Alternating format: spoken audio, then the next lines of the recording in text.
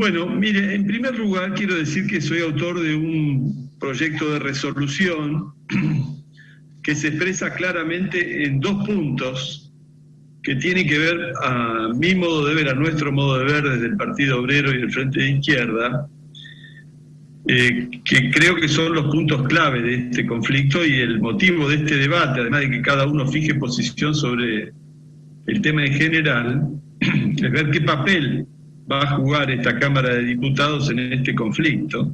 ¿Qué vamos a reclamar hoy? Y mi proyecto dice, punto 1, expresar la solidaridad con el reclamo salarial y el resto de los puntos que reclama la docencia autoconvocada. Y punto 2, exigir la inmediata apertura de paritarias con los representantes de los docentes que están en huelga. Esto parece una verdad evidente, una verdad de perogrullo. Sin embargo, acaban de iniciarse las negociaciones, pero el gobierno no está reunido con los delegados de la docencia autoconvocada. Y este es el primer punto. Este es indudablemente el primer punto que explica por qué el conflicto se prolonga, porque el gobierno estuvo diciendo que eran 2 o 3 docentes en paro, estuvo diciendo que los autoconvocados no tenían ninguna representación, y hoy hay escuelas que están literalmente cerradas, incluso en algunos casos, porque después de la represión de ayer que repudiamos, el Consejo de Directores de Escuela decidió sumarse a la protesta y en algunos casos cerrar las escuelas. Esta es la envergadura del movimiento que el gobierno ningunea y pretende resolver negociando con los gremios que no están en paro. Que no están en paro. Esto no cabe en ningún orden de la vida ni del sentido común pretender amar un conflicto, superar un conflicto con quienes no son parte del conflicto. Denuncio, y por eso planteo que la Cámara debe ser taxativa en su pronunciamiento para que sean recibidos los delegados autoconvocados. El gobierno, algunos ministros, el propio gobernador, y ahora voy a desarrollar algunos de los problemas, han buscado excusas para no recibir a los autoconvocados. Una excusa es que los autoconvocados no tendrían una personería gremial. Pero este asunto ya está superado. Entre Romero, Urtubey y Sáenz llevan 26 años de gobierno. Pero parece que no aprenden nada. Son lentos para los aprendizajes. Si los agarran los docentes, les pondrían calificaciones muy bajas porque una característica de la educación es que hay que aprender de la experiencia. Si uno es incapaz de aprender de la experiencia, entonces ya tiene muchas dificultades para avanzar en el proceso de aprendizaje. Y esto es lo que pasa con este gobierno, no aprenden más. Se dedican a subestimar, a denostar, a insultar a los docentes que están en una lucha, y los docentes una y otra vez a Romero, después a Urtubey, le demostraron que tiene una firmeza encomiable y que están defendiendo una causa justa y que lo hacen con sus métodos, porque los gremios simplemente se han convertido en instrumentos, la enorme mayoría de ellos, del poder político y no una representación de la docencia. Por eso tenemos luchas autoconvocadas, nada menos que desde el año 2005, señor presidente, 2005. Es decir, la legitimidad de este movimiento está recontra demostrada y ha tenido que ser admitida por todos los gobiernos hasta ahora, que tuvieron que firmar en más de una ocasión convenios salariales ¿con quién? Con la representación de los docentes autoconvocados. Y además en el 2014 se produjo un fallo de la justicia, donde estaba en polémica esta cuestión, si se podía ejercer el derecho de huelga sin tener gremio. ¿Y qué dice el fallo? Sí, se puede, porque el derecho de huelga es un derecho individual y colectivo. No está mediado por la existencia de un gremio. Es el derecho del trabajador. Es un derecho individual que se ejerce colectivamente. No hay nada que diga que una asamblea de trabajadores que tienen idénticos salarios e intereses comunes no puedan ejercer el derecho de huelga. Y eso lo dice uno de los jueces que intervino en aquel momento cuando se estuvo discutiendo esta cuestión en la justicia de Salta. Así que hay antecedentes judiciales, hay antecedentes de paritarias firmadas con los autoconvocados. Lo que también hay antecedentes desde el punto de vista político es que todos los gobiernos buscaron quebrar la autoconvocatoria, comprar a sus dirigentes, dividirlos, reprimirlos en más de una ocasión. Acuérdense ustedes de la noche de las tizas, yo fui preso en aquella ocasión, y Pablo López también, junto con muchos docentes. No es la primera vez que reprimen. Ayer han vuelto a tratar de utilizar el recurso de la represión para quebrar la autoconvocatoria, y hoy el paro es más alto que ayer, y los directivos se sumaron al paro. Como decía, señor presidente, no aprenden más. Tienen desprecio profundo por la organización de los trabajadores y piensan que lo van a golpear a los docentes a cachiporrazos y con balas de goma. No saben nada, no entienden dónde están parados.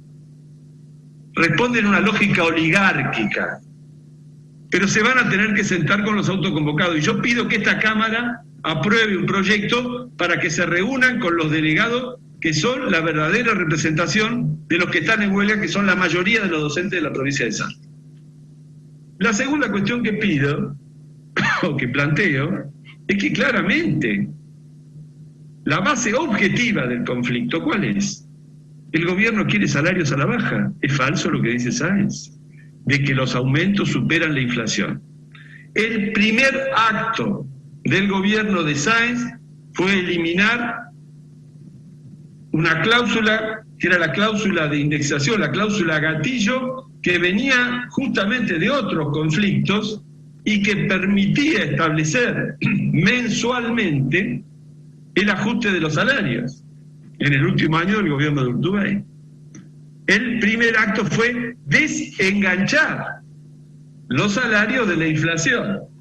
Es decir, lo contrario, absolutamente lo contrario, de lo que afirman en una conferencia de prensa que dieron vergonzosamente una noche después de 15 días de paro, el desaparecido ministro de Educación, Matías Canepa, y el de Economía, que después de 15 días salieron a decir que no se hagan problema, el salario le va a ganar a la inflación. Pero el primer acto del gobierno de Sáenz fue para que la inflación le gane a los salarios.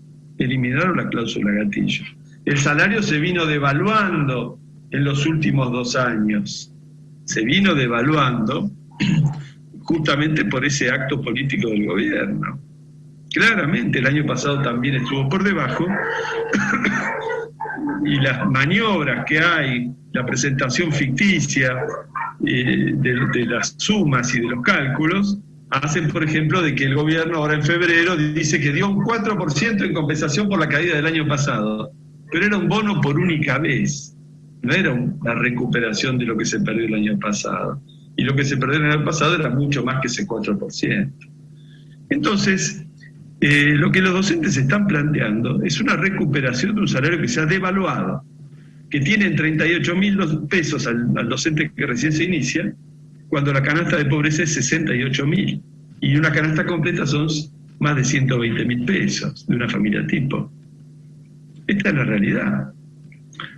Y entonces el gobierno dice, 2 cosas dijeron: los sueldos le van a ganar a la inflación, y la segunda cosa, vamos a seguir a esperar la paritaria nacional. ¿Y qué pautaron en la paritaria nacional? ¿Qué es lo que pautaron? Advierto que la paritaria nacional son los gremios nacionales, una representación de los ministros de educación de las provincias y el gobierno nacional. ¿Y qué pautaron? El salario mínimo garantizado de la docencia va a llegar recién en diciembre a 40.000 pesos. En diciembre va a ser la mitad de la canasta de pobreza. Y ese salario mínimo ni siquiera es el que se paga en las provincias, pero opera como un techo. Dicen 45,5% anual. Bueno, la inflación anual, acumulada los últimos 12 meses, es exactamente el 52-53%. ¿Cómo son las cuentas? Me parece que tienen que ir todos a recursar, porque esto, 52 es más que 45. Si tomaran el parámetro de la nación. Es decir, que es una caída del salario. Lo que han pactado Sáenz y Fernández es una caída del salario. es falso, que los salarios le van a ganar a la inflación, y el salario está haciendo lo mismo que las jubilaciones, la variable de ajuste de la economía. Exactamente lo mismo que pasaba con Macri. Y no quieren establecer el precedente de que en Salta realmente los docentes le ganen a la inflación, realmente recuperen un salario, ¿no es cierto?, que se ha devaluado en los últimos 2 o 3 años gravemente, porque nacionalmente quieren que el salario sea la variable de ajuste. Por lo tanto, esta huelga de los docentes está enfrentando uno de los puntos centrales de la política oficial. Dicen que van a hacer un acuerdo con el Fondo Monetario después de las elecciones, es cierto, pero ya está en marcha, porque este gobierno ha hecho una reducción del déficit fiscal enorme en medio de una pandemia, una reducción del gasto público enorme. ¿Y sobre qué base se ha producido esa reducción del gasto público? Sobre la base de achicar salarios, jubilaciones y obra pública, diría yo también. Entonces, este conflicto está poniendo blanco sobre negro los problemas más profundos de este país. Por eso lo atacan con saña, por eso le mandaron la policía, por eso vallaron la Plaza 9 de Julio en un acto inédito, como si viviéramos en un estado de sitio, vergonzoso, vergüenza nacional, el gobierno de Sáenz, represor contra los docentes. Este conflicto encierra el gran problema nacional, que es quién paga la crisis. Si se impone un ajuste contra los salarios y las jubilaciones. Por eso no quieren recibir a los autoconvocados, porque los autoconvocados funcionan históricamente con asambleas y tienen que dar cuenta ante esas asambleas sobre qué clase de acuerdo salarial realizan. Prefieren arreglar con los dirigentes de la ADP, que están todos o deberían estar todos imputados por causas penales, por malversación de fondos y otras hierbas, ajenos completamente a la representación de la docencia, u otros que hay por ahí, corruptos, que firman cualquier clase de acuerdo a cambio de prebenda con el gobierno. Entonces, la Cámara debe pronunciarse porque el gobierno se reúna con los que verdaderamente están en huelga, que son los autoconvocados y sus delegados. Por último, una reflexión. Es cierto lo que se ha dicho acá, que tenemos una crisis excepcional, una emergencia de la educación, que se ha agravado inusitadamente con la pandemia, porque el año pasado fue casi un año perdido a pesar del esfuerzo gigante de los docentes. El año pasado, cuando se discutió el presupuesto, exigí que haya un paquete de recursos de emergencia para que haya docentes complementarios, es decir, recuperadores de los contenidos que no se habían podido dar, con pequeños grupos que sean compatibles, ¿no es cierto?, con la situación sanitaria. Un paquete de medidas para que, si hay clases presenciales, haya garantía de que eso no conspire contra la salud de la población, y nunca hubo ese paquete de medidas. Improvisaron la designación de 1.600 ordenanzas que ganan 10.000 pesos por mes y ni le pagan en algunos municipios, como en el caso de Orán. Han abandonado la educación en medio de una crisis excepcional, donde habría que poner más recursos, conectividad, computadoras para los estudiantes. Nada de nada. Así que no venga el gobierno a plantear ahora que se desgarra la vestidura porque no hay clases, porque no han movido un dedo, no han puesto un recurso, ni siquiera para la copa de leche.